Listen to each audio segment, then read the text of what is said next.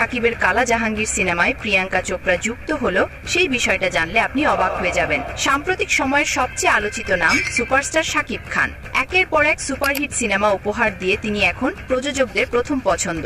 নতুন নতুন প্রযোজকরা এখন শাকিবকে নিয়ে বড় বাজেটের সিনেমা নির্মাণে আগ্রহী। এই ধারাবাহিকতায় এক নতুন নারী প্রযোজনায় তৈরি হতে যাচ্ছে কালা জাহাঙ্গীর, যেখানে শাকিব খান এরই মধ্যে চুক্তিবদ্ধ হয়েছেন। আর এই সিনেমার জন্য তিনি পারিশ্রমিক নিচ্ছেন 3 কোটি টাকা, যা বাংলা সিনেমার ইতিহাসে একটি নতুন রেকর্ড। সিনেমার বাজেট অনেক বড়, তাই প্রোডাকশন হাউস থেকে নায়িকাও নিতে চাচ্ছে বলিউড থেকে। গুঞ্জন শোনা যাচ্ছে যদি বলিউড অভিনেত্রী প্রিয়াঙ্কা চোপড়া শাকিবের বিপরীতে অভিনয় করতে রাজি হয়, তাহলে তারা প্রিয়াঙ্কা চোপড়াকে কাস্টিং করতেও রাজি আছেন। তবে এটা এখনো পর্যন্ত শুধুই একটি গুঞ্জন। তবে যদি সত্যি হয়, তাহলে এটা হবে বাংলা সিনেমার ইতিহাসে এক বড় চমক। ভাবুন তো, পর্দায় শাকিব খান ও প্রিয়াঙ্কা চোপড়া একসাথে, কি দারুণ হতো, তাই না? আপনার মতামত জানাতে ভুলবেন না।